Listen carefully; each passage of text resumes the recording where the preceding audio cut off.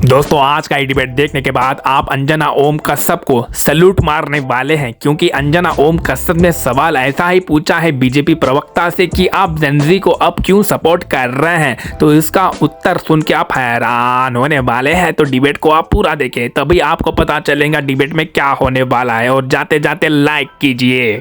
चलिए शुरू करते हैं। कर सकता और आज ये नौबत आ चुकी है इनकी कि हिपोक्रेसी का नाम बदल करके राहुल क्रेसी रख दीजिए आप। इतनी हिपोक्रेसी है इनके मन में। जहां हमारी सरकारें चलेंगी वहां शांतिपूर्ण बैठे हुए प्रदर्शन में, जहां युवा एक बात ना बोले, एक गाली ना दे, एक पत्थर ना चलाए, किसी को कोई उद्दंडता ना दिखाए, किसी को उकसाए नहीं, वहां पर लाठी भी चलेगी, झारखंड में डंडे भी चलाए जाएंगे, टीयर गैस भी मारी जाएंगी, उनको वाटर कैनन भी मारा जाएगा, पर वहां के छात्रों को चोट नहीं लगती। अंजना जी, वहां की लाठी से थोड़ी चोट लगती है, वहां के टीयर गैस से आंसू भी नहीं आता, वहां पर वाटर कैनन जो लगता है उससे थोड़ी परेशानी है।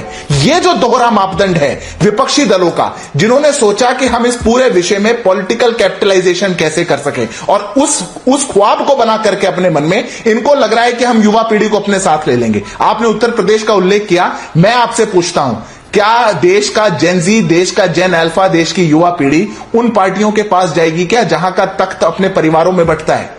और वो जो लाल वाला बटन है उस पे भूकंप लेके आओ या फिर भूचाल, मुझे नहीं पता, बस क्लिक हो जाना चाहिए।